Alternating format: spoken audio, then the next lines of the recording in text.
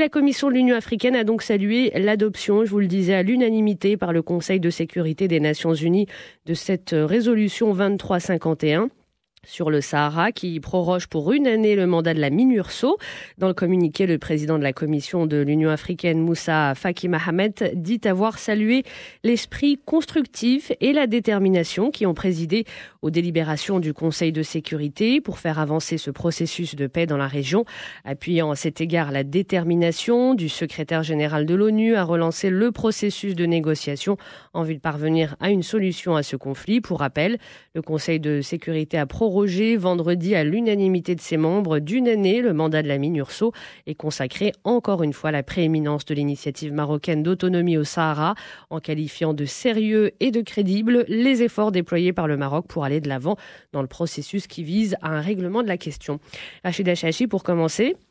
Alors, dans la résolution 2351, l'ONU donc rappelle, je cite, aux parties et aux États du voisinage de coopérer pleinement avec les Nations Unies et les uns avec les autres et de consolider leur engagement pour mettre fin à l'impasse actuelle, réaliser des progrès vers une solution politique.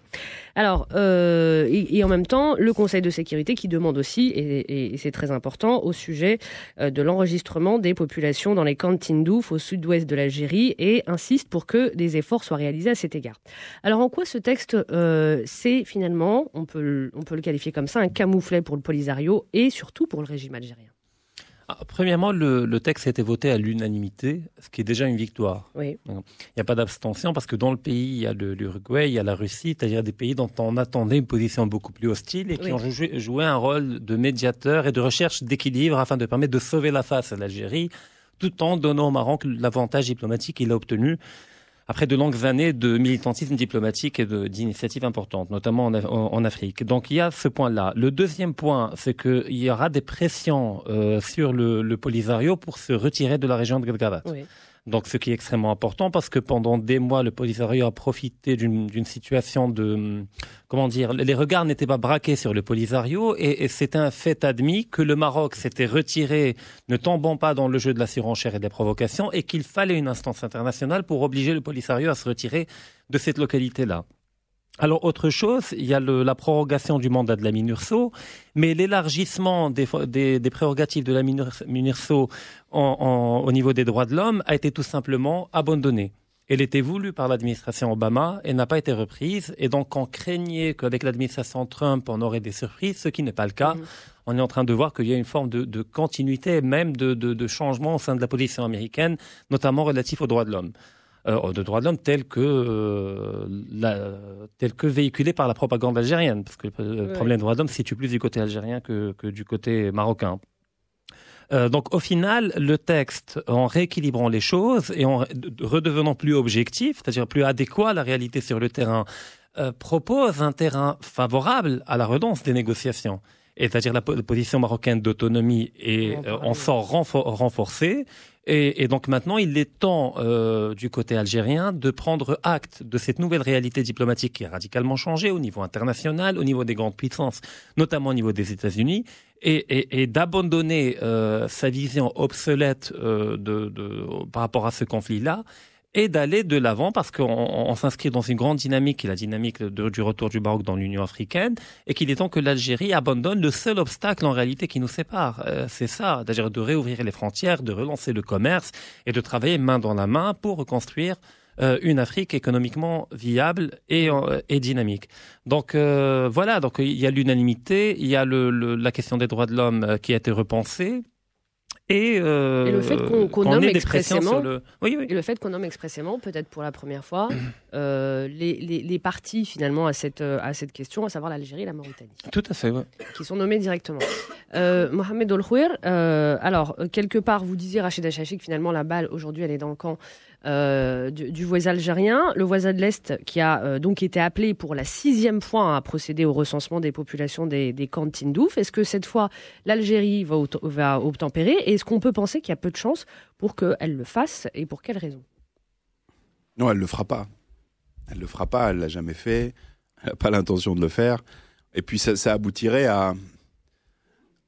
Un tel recensement pourrait permettre de dévoiler le caractère purement artificiel de ce conflit, puisqu'on verrait qu'en réalité, on parle de très peu de monde, qu'il qu'il y a très peu de personnes. Et puis on ne souhaite pas non plus en Algérie laisser s'exprimer les gens qui sont installés dans les camps, dans ces camps à Tindouf, puisque on a des cas de séquestration qui ont été rapportés encore récemment. On a des situations de détournement de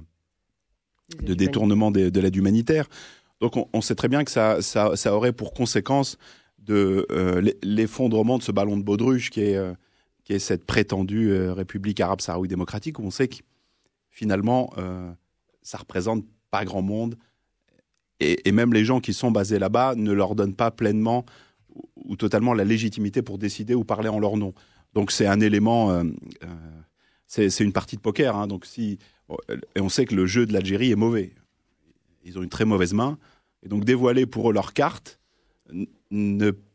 n'aboutira qu'à une seule chose, c'est conforter le Maroc dans sa position. Donc ils ne le feront pas, ils vont s'opposer avec la dernière énergie et la dernière véhémence à ce recensement de la population, et le fait de ne pas le recenser ne permettra pas et ne met pas en mesure l'ONU d'organiser le référendum qu'eux-mêmes souhaitent. C'est là où c'est particulièrement paradoxal, puisque d'un côté, le Polisario soutenu par l'Algérie souhaite qu'il y ait un référendum et pousse, officiellement en tout cas, à la mise en place et au déroulement de ce référendum. Mais dans le même temps, il refuse d'organiser les étapes préalables à un tel référendum, et notamment le recensement de la population et la détermination de celles et ceux qui doivent prendre part à ce référendum et voter.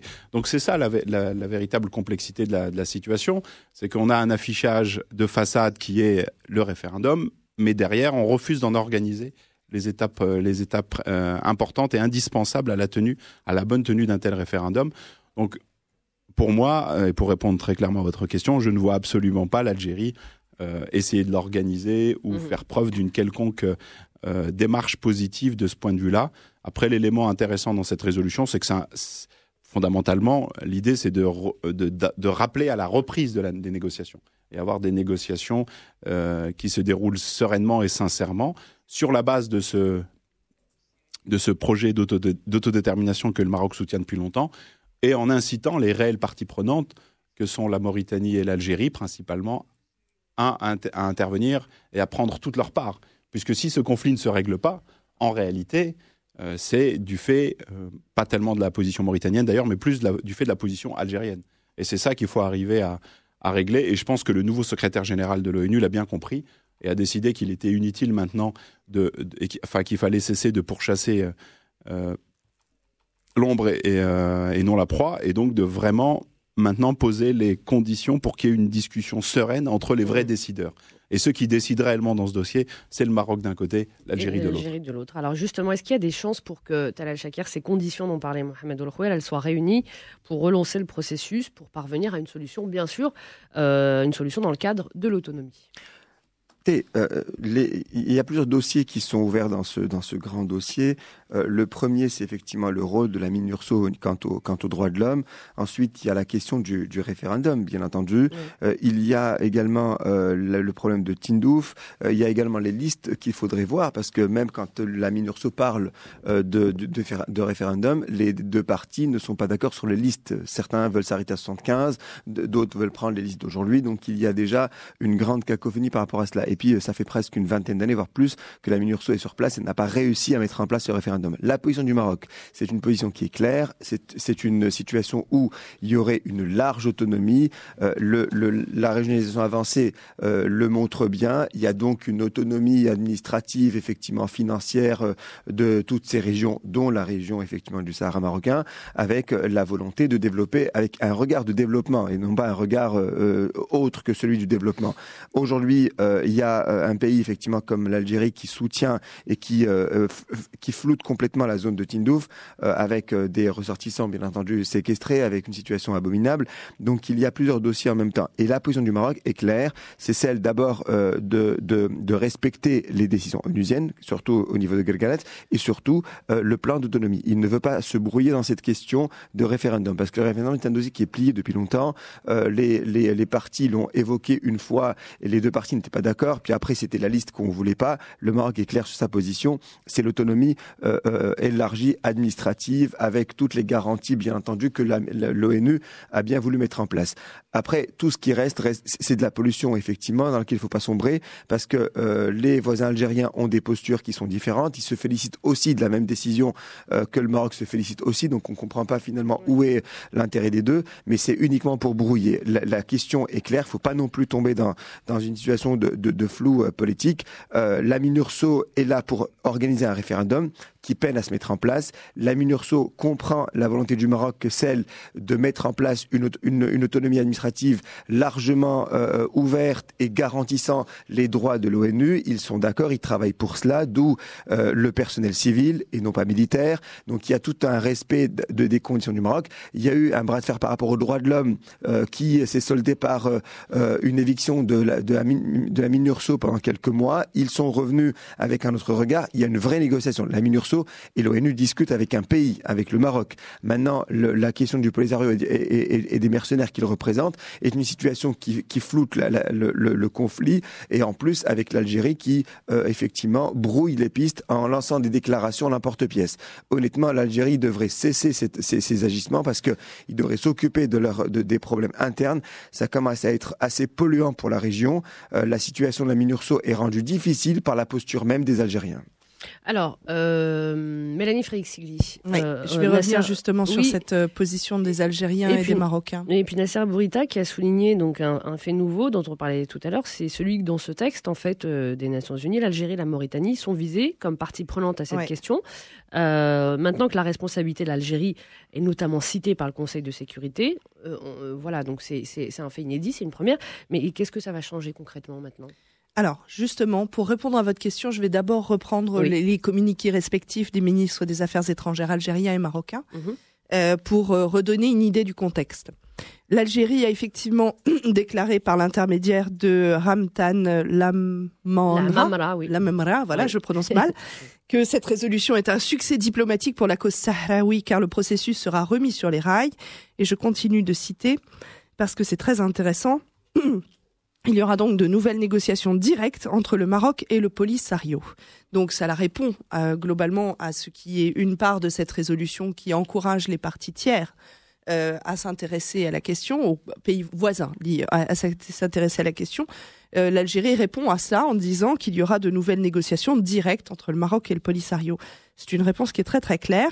Et également, il en a profité pour saluer la grande lucidité et le haut sens de la responsabilité des dirigeants sahraouis qui ont répondu, je cite, aux sollicitations du secrétaire général de l'ONU. Donc c'est des sollicitations qui sont quand même assez claires quand on regarde la résolution.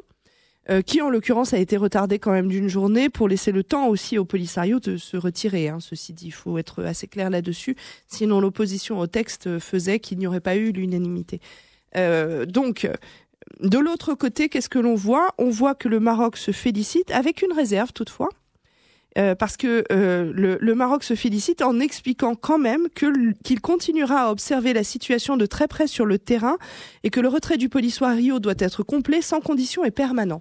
Donc c'est-à-dire qu'en fait, clairement, quand on lit la résolution, le Maroc est gagnant dans cette résolution, c'est très très clair, parce qu'il y a le langage diplomatique ne trompe pas non plus. Par exemple, ce passage qui dit prenant note de la proposition marocaine présentée le 11 avril 2007 au secrétaire général et accueillant avec satisfaction le sérieux et la crédibilité des efforts marocains pour faire avancer le processus, et que immédiatement après on voit effectivement qu'il y a encourager les pays voisins à faire des contributions au processus politique, c'est bien effectivement un satisfecit pour le Maroc, surtout que immédiatement après, ils disent prenant note également de la proposition du Polisario. Mais ils ne disent pas s'en félicitant ou l'accueillant avec non. On en prend note. Il y a une proposition du Maroc, on en prend note et on s'en félicite. Il y a une proposition du Polisario, on en prend note. C'est donc très différent. Et pourtant, dans le discours diplomatique qui en ressort, le Maroc émet un bémol en disant il faut que le Polisario soit surveillé de près et que son retrait soit effectif. De l'autre côté, l'Algérie répond non, en fait, dit être satisfait, mais répond non, en fait, dans son communiqué, en disant il y aura donc un retour de négociation direct entre le Polisario et le Maroc. Donc en fait, quand on lit ça correctement, on voit bien que le rapport de force est très largement en faveur du Maroc, puisqu'il peut se permettre sur un texte qu'on n'aurait pas espéré il y a 2 ans ou 3 ans, tellement il est favorable, d'émettre des réserves. C'est quand même un petit peu du luxe, si vous voulez. Donc alors, la position là, elle est quand même vraiment, vraiment très cristallisée, elle nous est très favorable. En même temps, ça fait combien de temps que je vous dis qu'on est dans une bonne posture? Alors voilà, est-ce que le Polisario, Mélanie, puis ensuite Al-Shakir, est-ce que le Polisario et l'Algérie ont encore vraiment le choix aujourd'hui? Alors, l'Algérie peut continuer à faire pourrir la situation. Il y aura des gens qui la soutiendront dans cet effort parce que laisser le Maroc... Il en reste plus beaucoup, hein. Laisser le Maroc, malgré tout, gagner trop facilement pose des problèmes de domination dans la région. Donc ça va continuer à pourrir un peu cette situation pendant quelques mois encore et pendant même peut-être quelques années. Mais fondamentalement, le sens historique des choses nous dit que le Maroc a gagné. C'est à peu près une évidence. Ce qui est intéressant, c'est que c'est quand même la première fois où les Nations Unies vont citer un pays dans ce type de conflit. On cite la Mauritanie, on cite l'Algérie. C'est pour les mettre devant leurs responsabilités. Et puis alors, l'avantage pour le Maroc, c'est que étant revenu, en tout cas membre de l'Union africaine, ça posera un problème parce qu'un pays membre de l'Union africaine ne peut pas éventuellement soit agresser un autre pays membre, soit en tout cas malmener, en tout cas ou remettre en question. Et la Commission, on l'a dit, qui a salué à l'unanimité cette résolution. Oui, remettre en question sa souveraineté. Même, sa souveraineté. Oui, mais bien sûr, il y a des conflits, il y a beaucoup de conflits intra-étatiques, pas de conflits étatiques pour l'instant. Des conflits intra-étatiques, effectivement, il y en a beaucoup. Et donc voilà, c'est aujourd'hui une situation claire pour que l'Algérie prenne ses responsabilités et sache véritablement et donne aussi la politique et le sens de sa politique dans ce conflit. Aujourd'hui, la mission des Nations Unies et surtout le nouveau secrétaire général avec l'envoyé spécial qui sera nommé dans quelques semaines, eh bien ont un dossier entre les mains entre un pays qui est le Maroc et des mercenaires que sont le Polisario, et c'est une question qu'il faudra régler. Maintenant, le fait de cibler l'Algérie et la Tunisie montre que ces deux pays ne doivent plus s'immiscer dans ce type de conflit et qu'il va falloir prendre la responsabilité et que les rôles doivent être clairs et précis. Voilà pourquoi le Maroc, effectivement, a raison d'applaudir cette résolution, sachant que sa posture n'a pas changé, je vous le dis. C'est le Maroc, quelque part, avance tête baissée dans un projet d'intégration nationale, régionale et territoriale, de défense de sa souveraineté avec les 12 régions, dont le Sahara marocain compris, sur un pied d'égalité dans la coopération, dans la redistribution des richesses, dans les institutions,